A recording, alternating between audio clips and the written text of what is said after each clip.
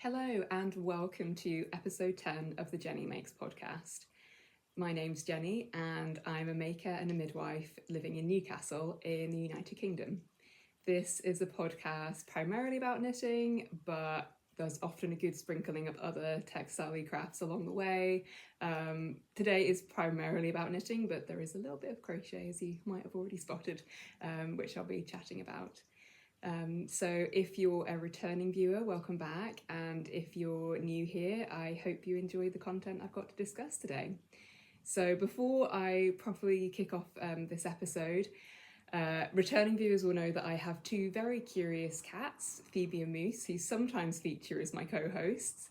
They're currently prowling around. I've moved my setup a little bit from how I normally have it, and whenever anything moves in the house, they're immediately more interested in it. So if there's some rustling, if my setup shakes, it's because there's one or two cats trying to climb all over it. So yes, Phoebe and Moose might make an appearance later on today. So I'm going to jump straight into a finished object, which honestly, I forgot to actually look up when I started it, but it feels like I've been working on it for quite a while. It's only just finished. It's actually still a little bit damp, so once I've shown it, I'm going to go pop it back on the blocking mats.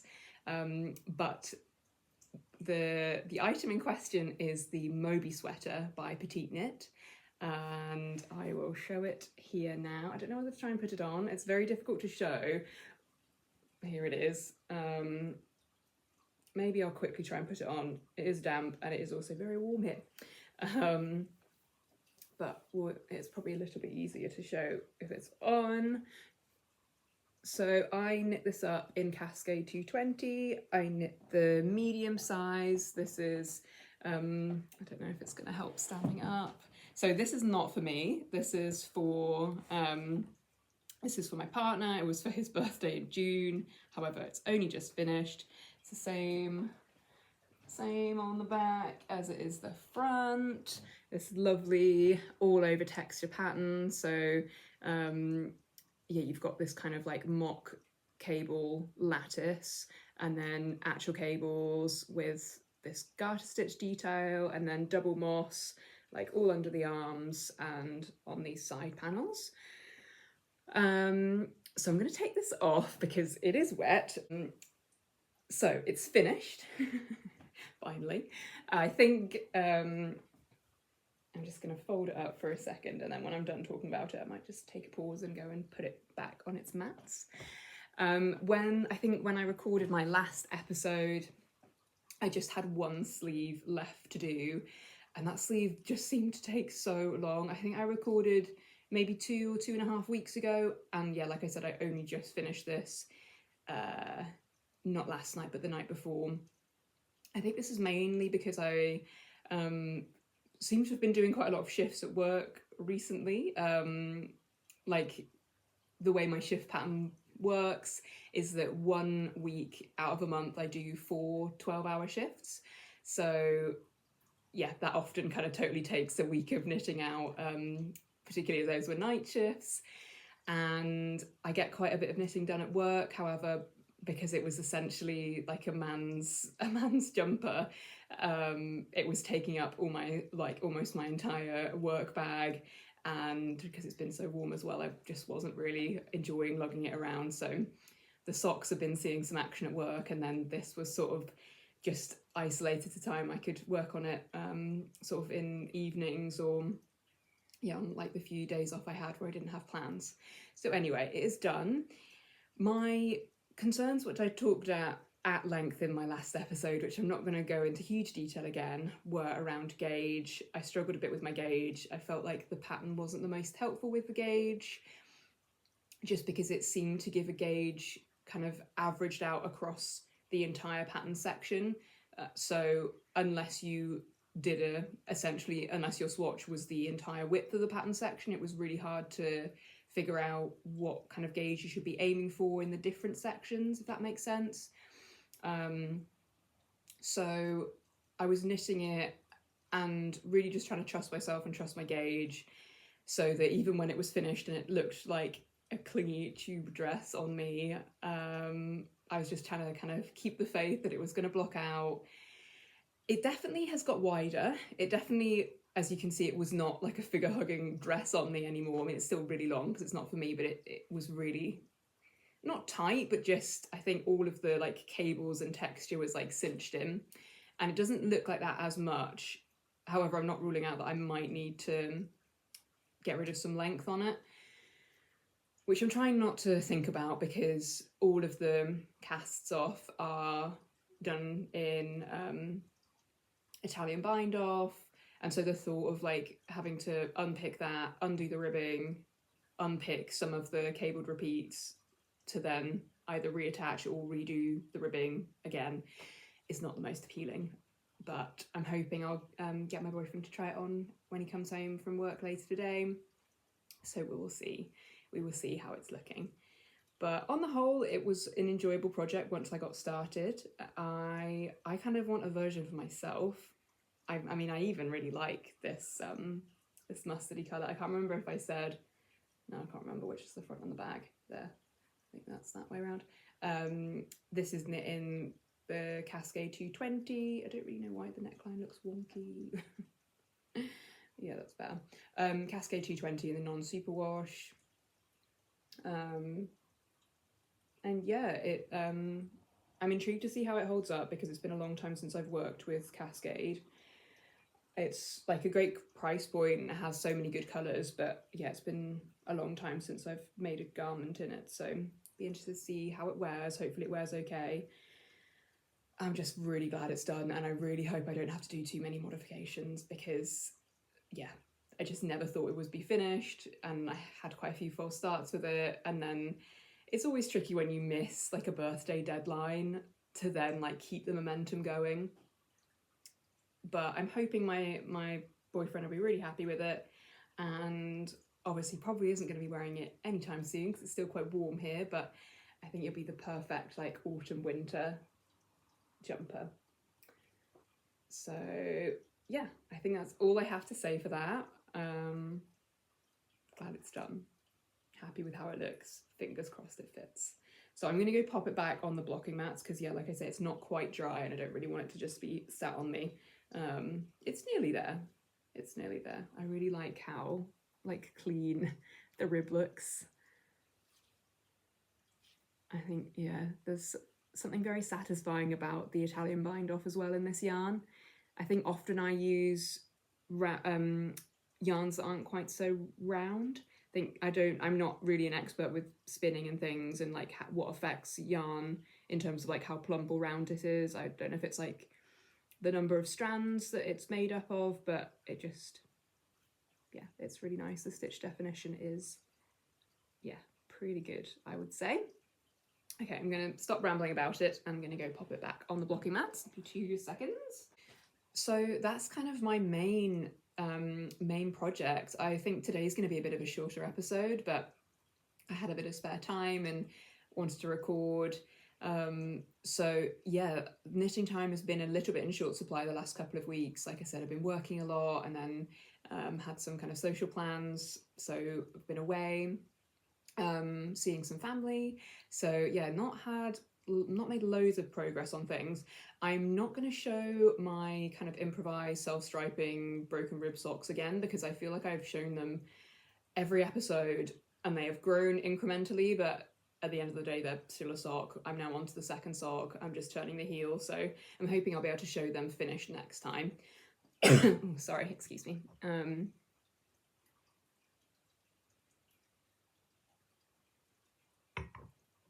To be honest, I've kind of like felt a little bit, not in a slump, but as I felt the end nearing with the Moby Sweater, I feel a little bit in a loose end as to what to start next. So I'm going to talk briefly about the elephant in the room. Because I think like, yeah, these little projects have been a good palette cleanser while I try and figure out what's going to be next on my needles. So I have always loved like amigurumi, like cute small crochet. I do a bit of designing for DMC, doing like small things like free patterns. and I don't often do like make things from other designers.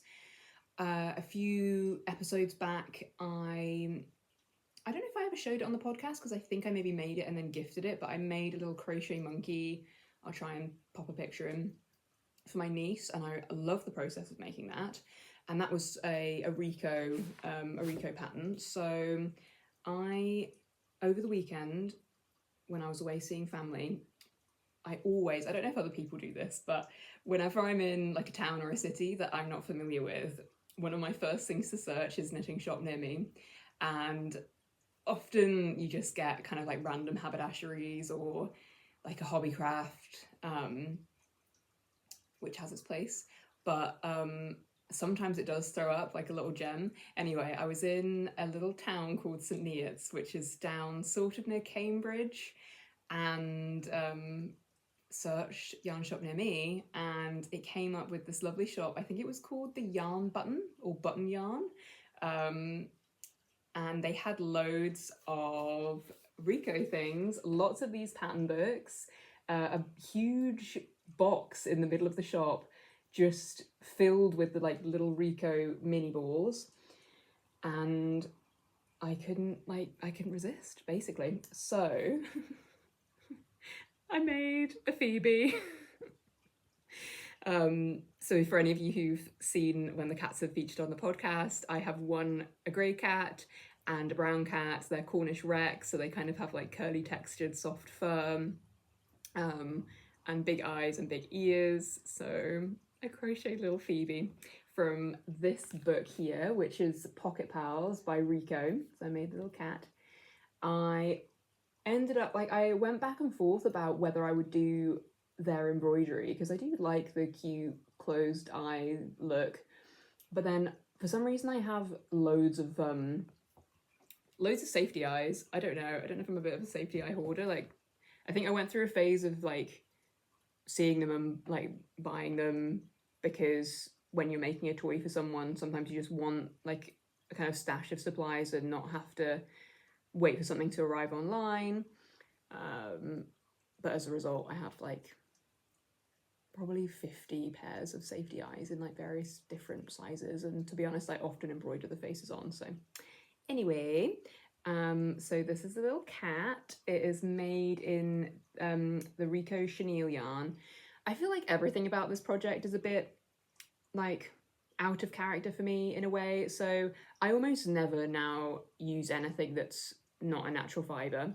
This yarn is 100% polyester, but it's so soft. It's so soft. It feels like my cat, so I was kind of seduced by that. The pattern's really easy to follow. You basically like start with one foot and like break the yarn, do this next foot, and then kind of make a little bridge across, join it in the round, like incorporating like the first foot that you made, and then like work up, and then yeah, add the arms, add the face. Oh, it's so cute. Well, the scary thing about using safety eyes is like once they're on and you've fixed them, you literally can't move it. So I feel like in hindsight, I sort of wish I'd put the eyes maybe a little bit lower, but what can you do? They're on there now. So I have some friends coming to stay on Friday. I'm currently recording this on Tuesday. I'm about to start a run of night, so who knows if I'm actually going to get it up today or if it'll end up going up on the weekend or something, but I'll try. Anyway, my friend is coming. My friend and her family are coming on Friday, and I had the idea of like making a little Phoebe and a little moose, because I have brown yarn as well, and putting it on. My friend has 2 little girls, putting it on their like their pillows, so that there's a little cat that they can cuddle and then take home with them. But like I say, I am about to start a run of nights. After I finish recording this, I will be going to bed, and then I'll be nocturnal until Friday. So how much time I'll have to work on a little cat? I'll have my breaks at work, but I don't know how, like this yarn was quite difficult to crochet with, and the paler yarn will definitely be the easier one of the two. So I don't know if I'm going to get it done. I don't know if it's going to be one of those where like I just end up posting them or I keep them, because they're so soft and squishy. It's so ridiculous. Look at it. So that's kind of been my palette cleanser. There's some really cute other patterns in the book. I love the llama. I love the bunny. In fact, I kind of like all of them. There's none I don't like. They're really cute. So kind of in a similar vein, I, about a week ago, or a couple of weeks ago now actually, bought this book. So you can see I'm definitely on a bit of a like crochet kick. So this is Colourful Crochet Birds by Ilaria Caliri, and the patterns are amazing. The pictures are so like, they're really beautiful. I kind of don't know if I can flick through without, because I think like there's the pattern, like the picture accompanies the pattern, so I don't know if I can like flick through without like giving away the pattern.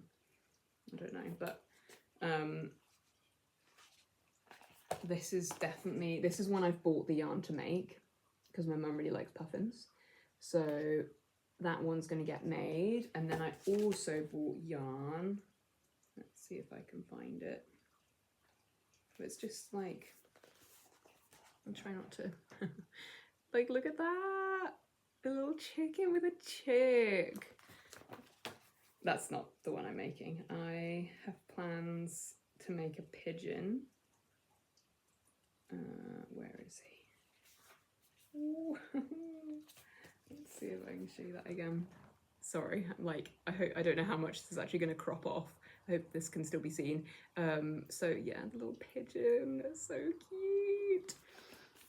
So again, this book uses the same yarn as this, like Rico, 100% cotton. So I've got the yarns I need to make the puffin and the pigeon. Again, these are not night shift friendly projects, so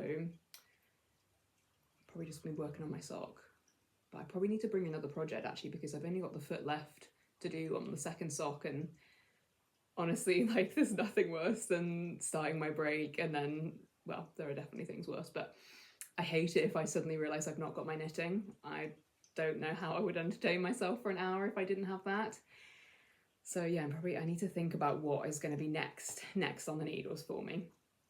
So anyway, I think that's probably all I need to say about this, otherwise I'll just continue to gush about it, but I kind of want to make 20 million more. The cat pattern in the book had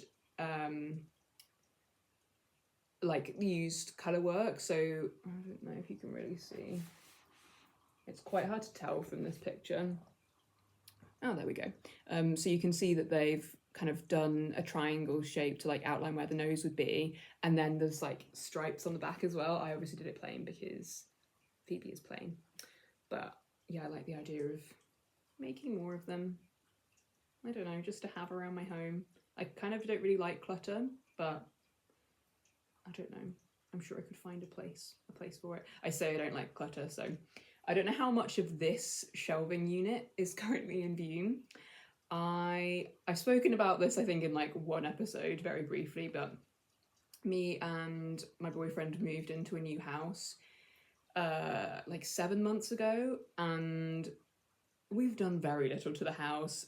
And I feel like every time I come to record an episode, I'm like, what is the least ugly background, or what is the least like messy, busy, cluttered background?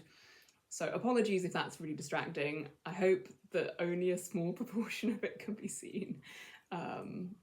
One day, like we're midway through decorating what will be my craft room, so maybe in a few episodes time I'll be up there and there'll be like my prints in the background, my crochet blanket behind me, maybe a plant.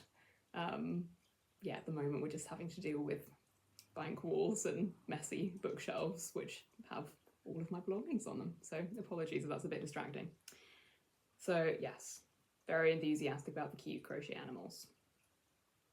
So I think that's kind of everything like on the needles that's like actively being worked on at the moment. So I'm trying to decide what's going to be my next big project. In the back of my mind, so I promised my parents cardigans for Christmas. I said if they wanted a cardigan or a jumper, and they both said cardigans.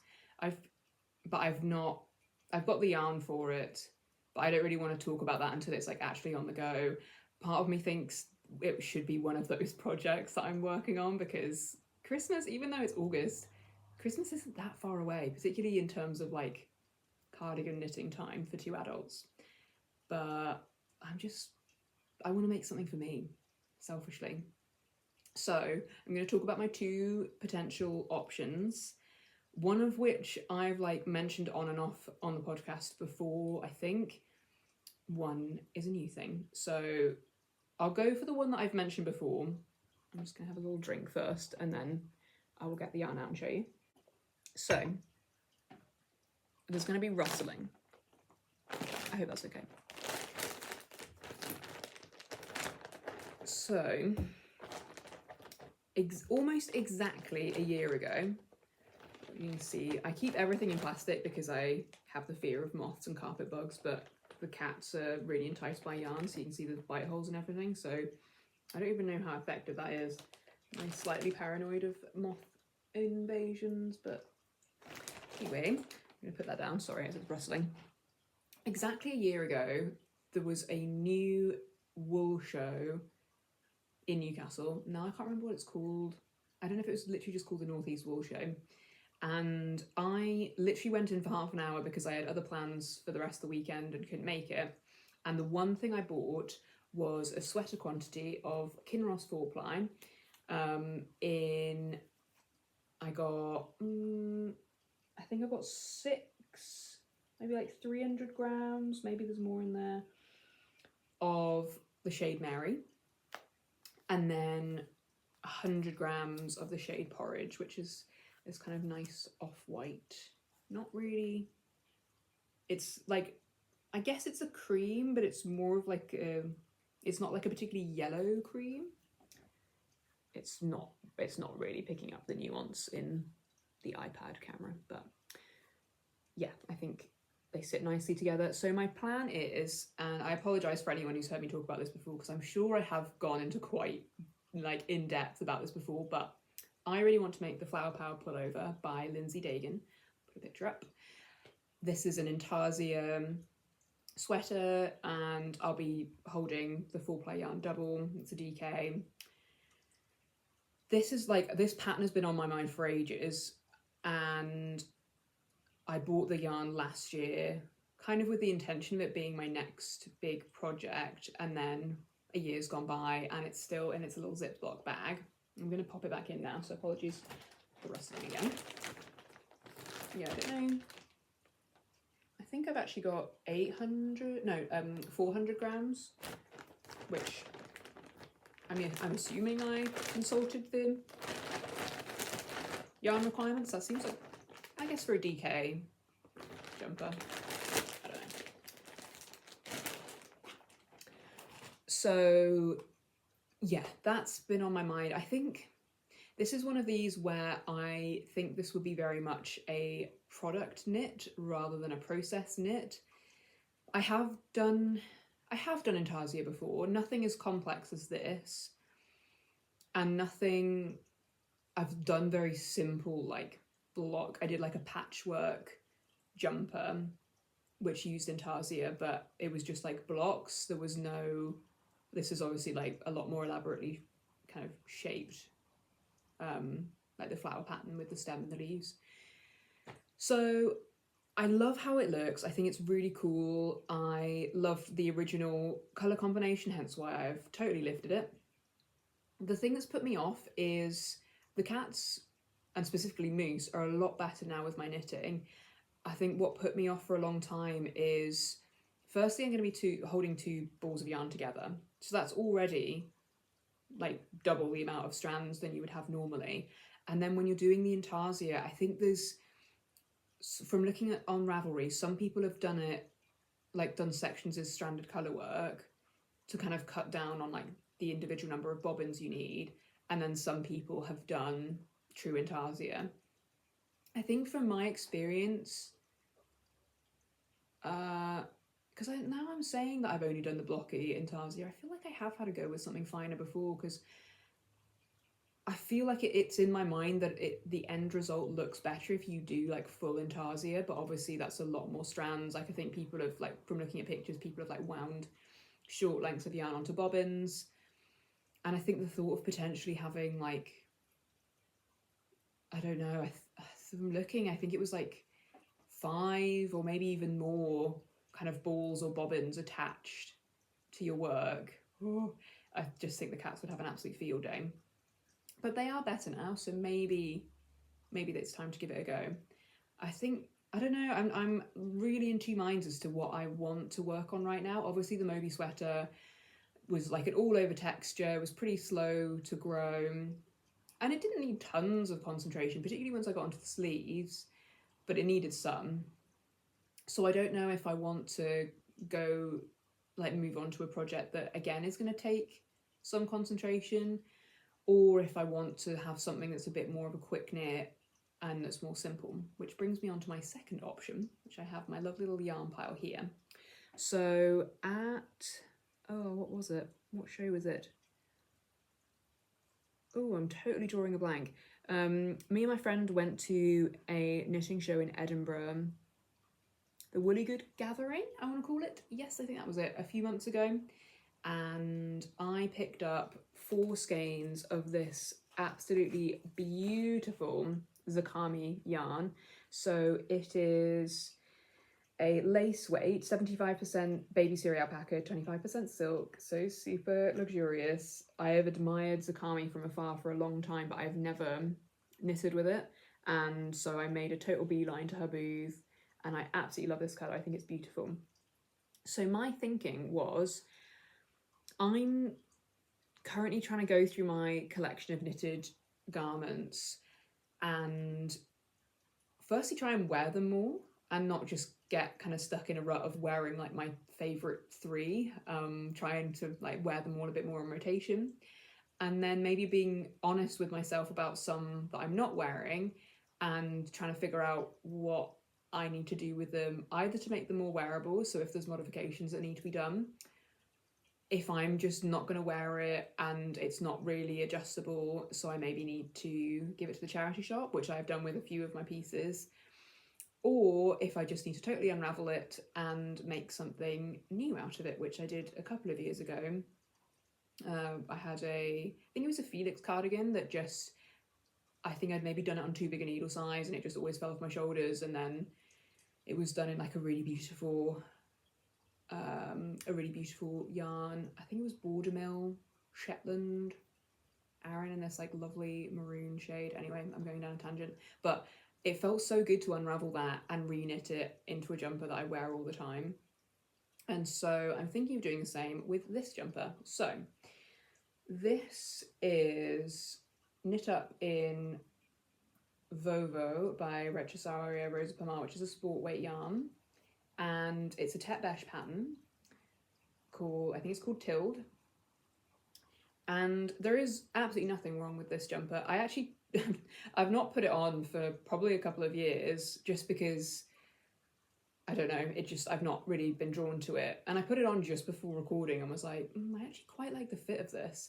It needs more short rows because it's one of those jumpers where it's not immediately obvious which is the front and the back, and then like neither actually feels that great when you're putting it on, or at least like that's my finding, and that's definitely me and not the pattern. It's probably because of my short row gauge, and so even when I do add short rows, I probably needed to add more to kind of compensate for the fact that my row gauge is like often really short and dense.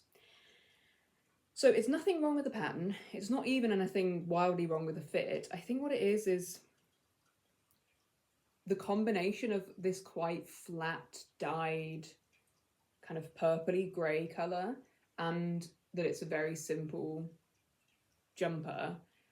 It just gives me like school jumper vibes.